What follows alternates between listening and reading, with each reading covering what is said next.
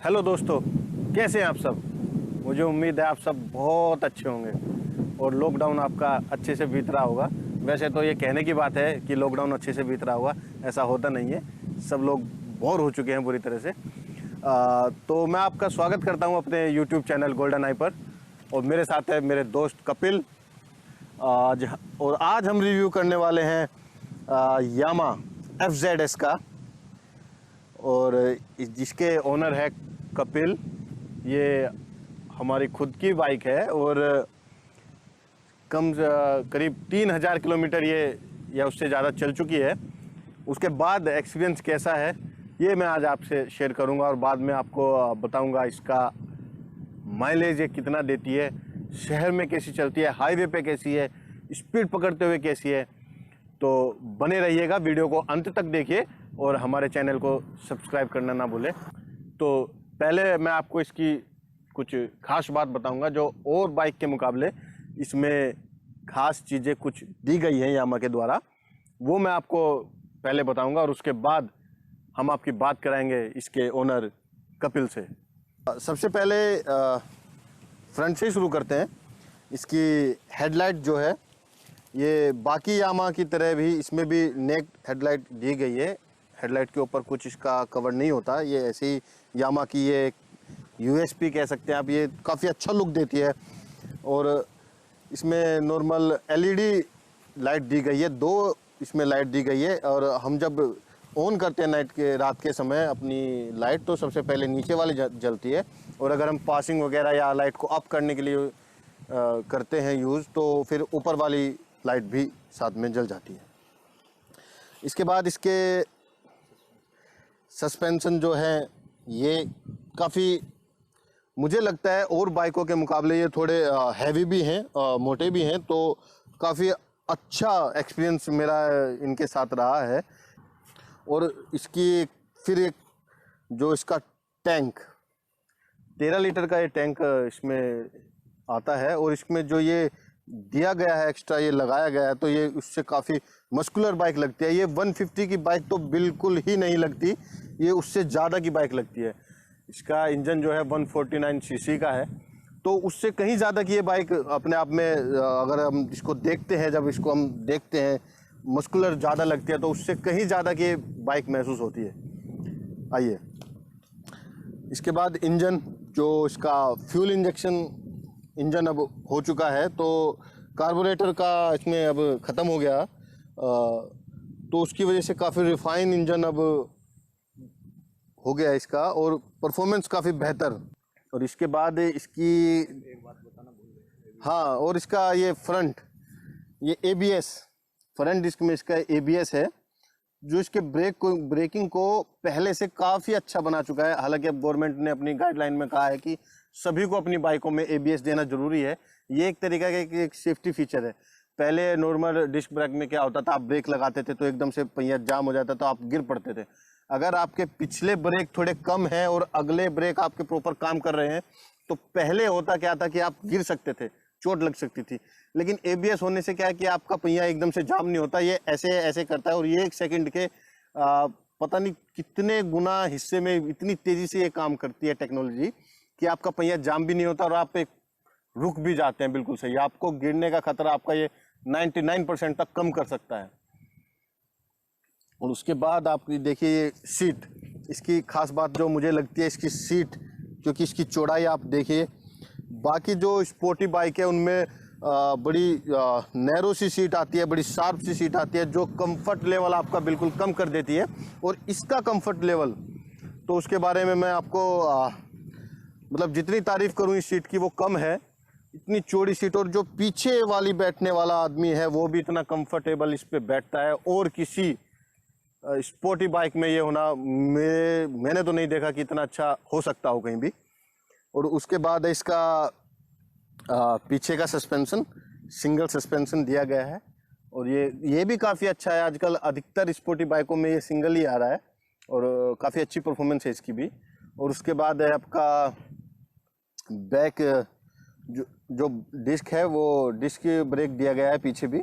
पीछे ABS नहीं है, सिंगल चैनल ABS ये बाइक है। और उसके बाद अगर आप देखेंगे इसका पीछे से टेल लाइट, ये मुझे काफ़ी अच्छी लगती है। छोटी सी है, अलग है, मतलब मेन बॉडी से ऐसा फील होता है कि अलग ये लगी हुई है, लेकिन अच्छी लगती है देखने में। और इसके बाद एक इसकी खास बात यह है कि इसके जो मड गार्ड इसका दिया गया है, ये काफ़ी यूज़फुल है। देखने में वो छोटी सी चीज़ ये महसूस होती है, लेकिन ये यूज़फुल बहुत है। आप कहीं बरसात के मौसम में या कीचड़ वाले रास्ते पे आप जा रहे हैं तो ये जो राइडर है वो गंदा भी नहीं होता, बाइक भी उतनी गंदी नहीं होती, ये सारी मड को यहीं पे गार्ड कर लेता है। ये सही में मड गार्ड है। और इसके बाद आप इसका ओवरऑल लुक देखिए। इसमें मैं आपको दिखाना चाहूँगा इसका डिजिटल मीटर, फुल्ली डिजिटल है और ये काफ़ी अच्छा, मतलब आप दिन में देख रहे हो या रात में देख रहे हो, काफ़ी सारी इन्फॉर्मेशन इस पे उभर के आती है। इसमें देखने में कोई प्रॉब्लम नहीं है। आप चला रहे हो और तब आपकी नज़र पड़ती है, तब भी आपको पहली नज़र में इसको देख पा रहे हो। और इसके बाद इसका ये सभी ये इसका पावर, सेल्फ वगैरह वगैरह जो सभी बाइकों में लगभग होता है। और इसका की अधिकतर बाइकों में क्या होता है कि यहाँ पे लगती है, लेकिन इसमें की इसके फ्यूल टैंक के ऊपर ही इसकी की लगती है। और जब की हम लगाते हैं थोड़ी ये वाइब्रेट भी करती है, जो मतलब एक वैसे तो नहीं, लेकिन क्यों पता नहीं फील सी दे देती है एकदम। जब वाइब्रेट करती है ना तो मज़ा सा आता है थोड़ा सा। एक इस बाइक की जो ग्राउंड क्लियरेंस है वो भी काफ़ी अच्छी है और कहीं भी मुझे ऐसा इसमें महसूस नहीं हुआ। मैं और कपिल दोनों हम साथ भी जाते हैं, दो बैठ के जाते हैं, तो कभी ऐसा महसूस नहीं हुआ कि नीचे से ये लग गई कहीं या किसी ब्रेकर पे ये नीचे से टच हो गई कभी। अभी तक तो मुझे ऐसा नहीं लगा, काफ़ी अच्छा रहा है। और मैं आपको इस पर बैठकर दिखाता हूँ कि आपकी पोजीशन क्या रहती है। बेसिकली आपकी पोजीशन थोड़ा, ये जो इसका हैंडल है वो थोड़ा वाइड है, तो आपको सीधा बैठने में हेल्प करता है। आप सीधे रहते हैं, आप ऐसे झुक के नहीं रहते या ज़्यादा सीधे ऐसे नहीं रहते। एक नॉर्मल, आपको ये नॉर्मल जो बैठने में मदद करता है, जिससे आप अगर लंबी राइड पे भी जा रहे हैं तो भी आपको थकान महसूस नहीं होती। और पैरों की पोजीशन आपकी ये पैरों की पोजीशन रहती है इसमें, ये देखिए। और ये पूरा पैर आप, अब मेरी हाइट अराउंड 5'8" के करीब मेरी हाइट है, तो मैं बड़े आराम से बैठ पा रहा हूँ। अगर आप 5'6" या उससे भी कम है तब भी आप बड़े आराम से इसको राइड कर पाएंगे, इसमें प्रॉब्लम नहीं है। और इसका वजन जो है 137 किलोग्राम है, जो ज़्यादा भारी नहीं है, आप आराम से हैंडल इसको कर पाते हैं। और एक चीज़ और, कपिल आप आएंगे तो मैं इसको एक चीज़ जो ऐड करना चाहूँगा वो बताना भूल गया, प्लीज़ आप आइए पीछे। इसकी जो सबसे खास बात मैं आपको बताना भूल गया, इसका टायर, इसका जो पिछला टायर है ये काफ़ी चौड़ा है, वाइड है और बाइकों के मुकाबले। उससे होता क्या है, आपको बेटर राइड मिलती है। और खासकर कर्व पे, जब आप अपनी कर्व पे बाइक घुमा रहे होते हैं तो इसकी पकड़ ज़्यादा अच्छी रहती है। और जिसे कहते हैं ना देसी भाषा में जम के चल रही है, तो ये जम के चलती है भाई। बढ़िया है। ये पिछला टायर मुझे काफ़ी पसंद आया। हालांकि इन दो चीज़ों की वजह से, जैसे मैंने आपको फ्रंट टेलीस्कोप और ये बैक टायर, इन दो के बारे में बताया, तो ये चीज़ें थोड़ा आपका कॉस्टली पड़ती है। जब आप इसकी सर्विस या कभी आपको फ्यूचर में मेंटेनेंस की ज़रूरत पड़ती है तो आपको थोड़ा सा औरों के मुकाबले ज़्यादा पे करना पड़ता है। तो कई बार लोग कह देते हैं कि यामा की थोड़ी एक्सपेंसिव पड़ती है बाद में मेंटेनेंस करना। ऐसा नहीं है, क्योंकि इसके फ़ायदे और परफॉर्मेंस, जो खर्च हम एक्स्ट्रा करते हैं उसके मुकाबले कहीं ज़्यादा बढ़ चुका होता है। तो ये जो एक्स्ट्रा खर्च, ये कुछ भी नहीं है। तो चलिए अब मैं आपकी मुलाकात करवाता हूँ इस बाइक के ओनर कपिल से, और उनसे जानने की कोशिश करते हैं कि उन्हें क्या इसमें खास बात लगी, कैसी परफॉर्मेंस उन्हें दी है इस यामा FZS वर्जन 3 ने। और ये उन्हीं से पूछते हैं। कपिल, जैसे आपने बताया इसका लुक आपको काफ़ी पसंद आया, मुझे भी इसका लुक काफ़ी अच्छा लगता है। और ये आगे से तो 150 की बाइक कहीं से नहीं लगती, ऐसा लगता है उससे ज़्यादा की बाइक है। और बताइए इसकी परफॉर्मेंस के बारे में आप बताइए। इसकी परफॉर्मेंस काफ़ी अच्छी है। जो सबसे इसकी जो खास बात मुझे लगी, इसका इंजन बड़ा ही स्मूथ इंजन है। और एक और ख़ास बात है इसके गियर बड़े ही स्मूथ गियर हैं इसके। अगर आप बाइक किस लिए लेते हैं, सबसे पहली बात तो उसकी परफॉर्मेंस अच्छी होनी चाहिए। हाँ बिल्कुल बिल्कुल सही कह रहे हैं। इसकी दो खास बातें हैं, इंजन और क्लच गियर बड़े स्मूथ। और इसके अलावा तो सबसे पहले तो कपिल मुझे ये बताइए कि आपकी रोजाना की राइड कितनी है? आपकी सिटी राइड है या हाईवे राइड है, क्या है आपकी राइड? लगभग 40 किलोमीटर की मेरी डेली की हाईवे की राइडिंग है और मैं इसे अराउंड 80 किलोमीटर पर आवर की स्पीड से चलाता हूँ। तो हम नॉर्मली हम लोग मतलब शहर में भी जैसे घूमते रहते हैं तो दोनों ही में अपना मिक्सर इसमें चलता है। तो अब सबसे बड़ी बात आ जाती है इसके माइलेज की। माइलेज आपने क्या अनुभव किया, कितना लगभग ये माइलेज देती है? माइलेज इसका मैं आपको बताऊं पुनीत, माइलेज मैंने इसका ऐसे चेक नहीं किया कि मैंने 100 ml या 200 ml पेट्रोल इसमें ले लिया और उससे चेक करता हूं, ऐसा नहीं किया।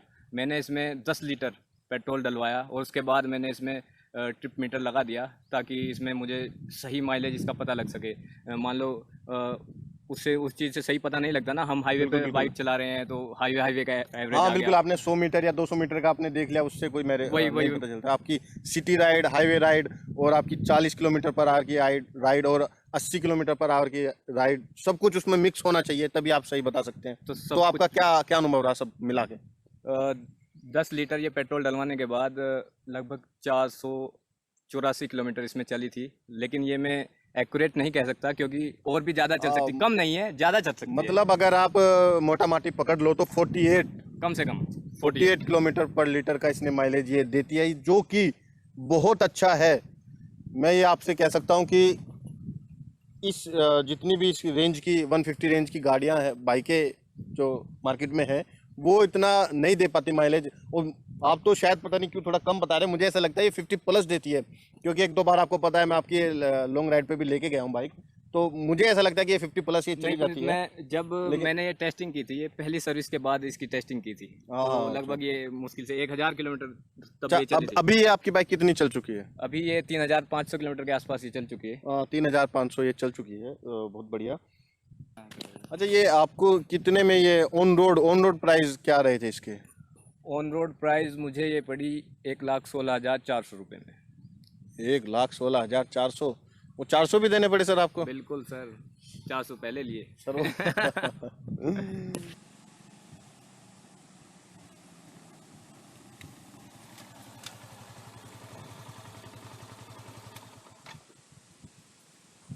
अब एक ज़रूरी बात, हमेशा हेलमेट पहने। इसके दो फायदे हैं, एक तो आपका सर बचता है, दूसरा आपका चालान। और अब मैं आपको इसका जो है इसकी आवाज़, इंजन की आवाज़, एडजस्ट नोट, इसका मैं एक बार सुनाना चाहूँगा।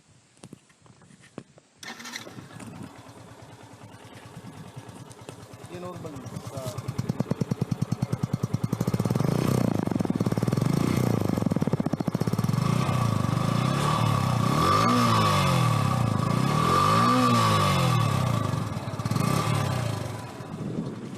मुझे काफ़ी पसंद है।